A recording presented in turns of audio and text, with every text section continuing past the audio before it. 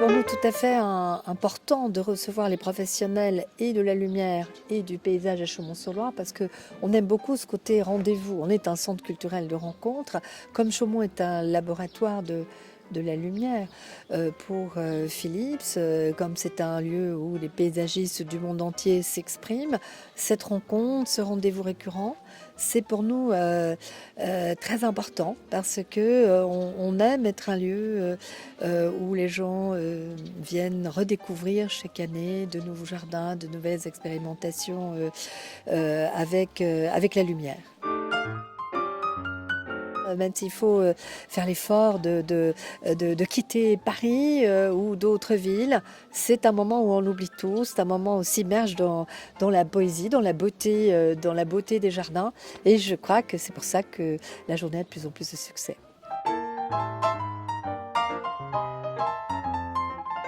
Alors j'ai pris la suite de Guy Gauthier, personnage emblématique qui a mis ça sur pied avec la FFP à l'origine, le Festival des Jardins éclairés de soir. Beaucoup de jeunes qui sont soit issus d'écoles, soit ils ont créé leur propre structure, et puis avec quelques anciens quand même pour encadrer tout ça et pour parler de beaux projets quand on a des présentations, et c'est intéressant. Ouais. Philips a créé il y a quelques années cela deux types de formations tournées vers les paysagistes, c'est-à-dire vraiment pour faire découvrir les métiers de l'éclairage, les métiers de la lumière, de manière à ce que les paysagistes n'aient pas peur de la lumière, qu'ils aient la possibilité d'appréhender de manière plus agréable et sans crainte la lumière dans un projet. Je pense qu'à terme, il faudra faire évoluer le concept et faire une meilleure liaison, bien qu'elle soit déjà faite aujourd'hui, mais une meilleure liaison entre les concepteurs lumière et les architectes paysagistes. Ceci étant, ça commence à se faire sur de plus en plus de projets exigeants en termes de technique, en termes de connaissances, soit de la lumière, soit du paysage, et ça c'est plutôt positif.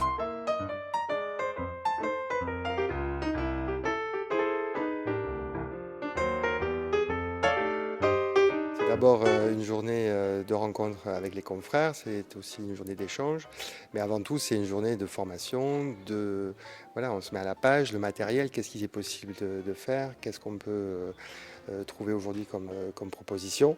La diversité des mises en lumière dans les jardins est forcément terre nourricière pour la créativité dans nos propres projets d'agence demain. Il y a aussi ces journées-là qui permettent de se former, de continuer à découvrir ce monde-là qui est très vaste. Et moi, ça ne peut rester que dans le domaine du partenariat, un homme de technique qui va apporter ses connaissances très pointues dans ce domaine-là et qui va essayer de traduire dans un dialogue toute la poésie, le ressenti, les ambiances qu'on cherche à déterminer, à mettre en place en amont. Il y a ce jeu-là, cet échange entre le savoir du paysagiste qui maîtrise le végétal, son évolution. Bien entendu, on fait un plan d'éclairage au commencement. Il faut savoir anticiper demain un arbre y croît. Dans 10 ans, dans 15 ans, son port sera 2 fois plus volumineux, sa proportion sera complètement différente. Il faut pouvoir l'anticiper dès la conception.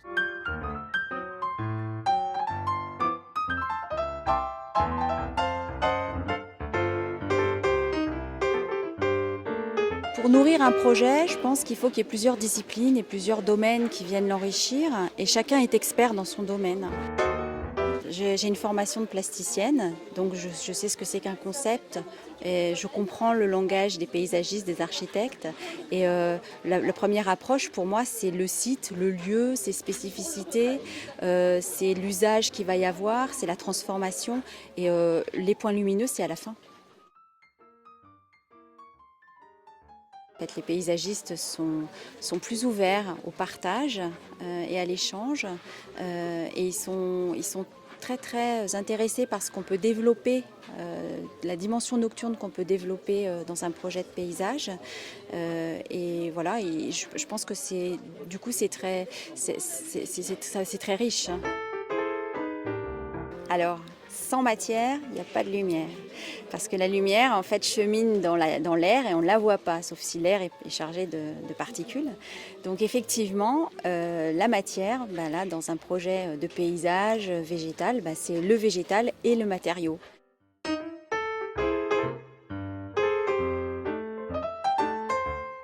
Ça fait 4 ans que les paysagistes viennent et puis ça fait donc 7 ans qu'on fait la conception lumière des jardins.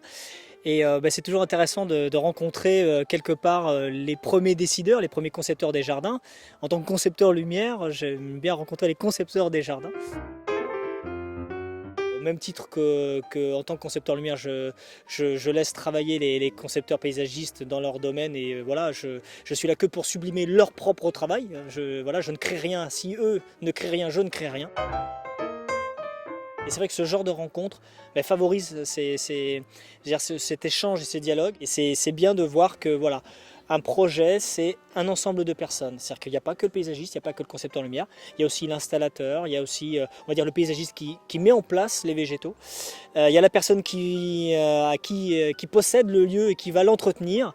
Et tout ça, c'est une équipe, quoi. Il faut tous travailler ensemble. Et le but, c'est que les gens soient contents, puissent se détendre dans des lieux accueillants, apaisants. Et voilà, créer quelque part des lieux où on puisse se détendre et déstresser de la vie moderne actuelle.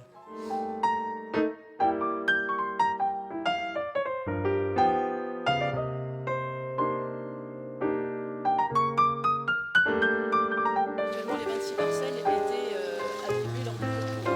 Cette année, il y a 5 parcelles qui ont été laissées en partie verte. Alors, il y a les jardiniers qui demandent l'occasion de réaliser un jardin. C'est la serre du Victoria.